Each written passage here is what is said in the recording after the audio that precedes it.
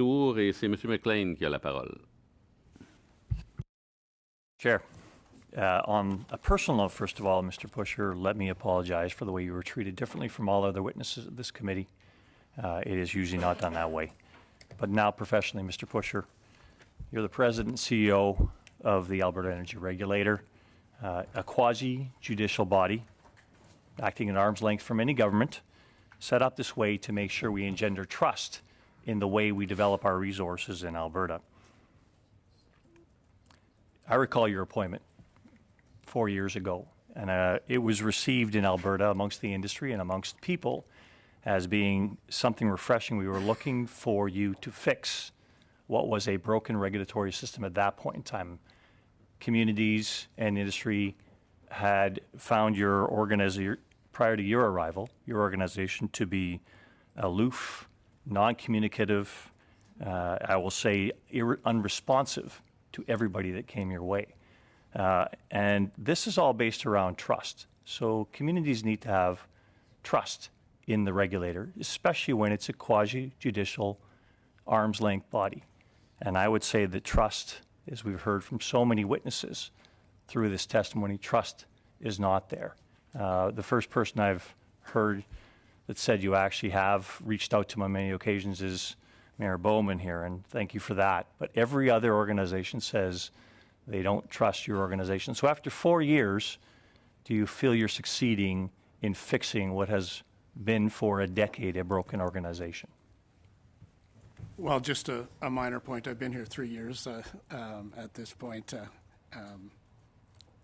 The journey at the Alberta Energy Regulator has been not as smooth as one might have hoped when it was originated. It was brought together from at least 3 different parts of government and its predecessor, the Energy Resources Conservation Board. And through that time, got involved in some things around international consulting that resulted in a number of investigations in the period prior to my arrival. Those reports into those proceedings had just arrived, and so we did a number of things at that time. We have, about a year ago, invited the Auditor General back in, and they reviewed their recommendations around making right in that space and concluded that we had met their expectations in attending to those things.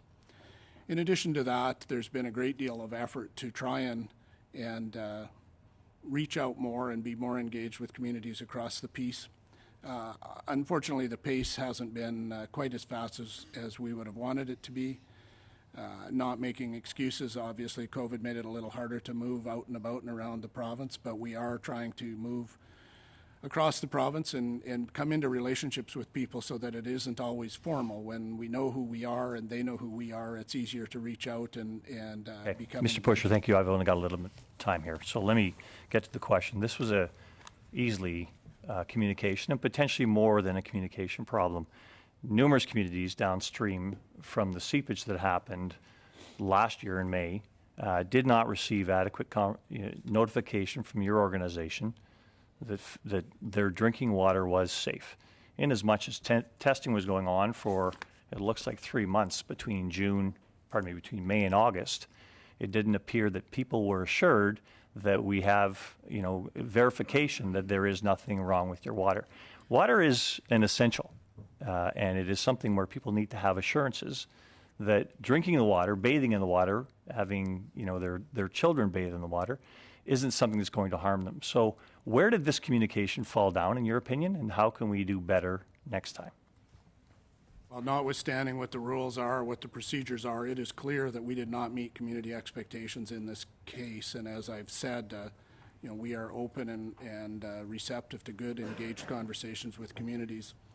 When you examine the notification procedures under EDGE and other places, one of the principles that's established is that the first communication should come from the producer. It should come from, in this case, Imperial. And as you know, our investigation will examine Imperial's conduct throughout this incident. In addition to that, our board of directors has begun an independent review of our internal processes and what we did and whether we met expectations of our own processes and communications protocols, and hopefully as well make recommendations on how to make them better. Because I'll recap something Imperial has said, and they've demonstrated that they went through their process, which is informing the environmental committees of the Indigenous organizations.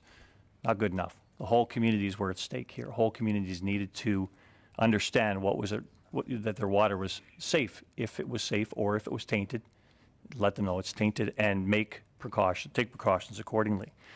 But on top of that, the Minister of the Environment in Alberta didn't learn about this until February of this year. What missed in the protocol so even the Minister of the Environment isn't aware of what's happening with your organization? Well, my understanding is the federal and provincial governments have agreed to review the entire communications protocols in this instance. We are very receptive to learning whatever lessons and changes that need to be made to make this a more effective and deliberate process.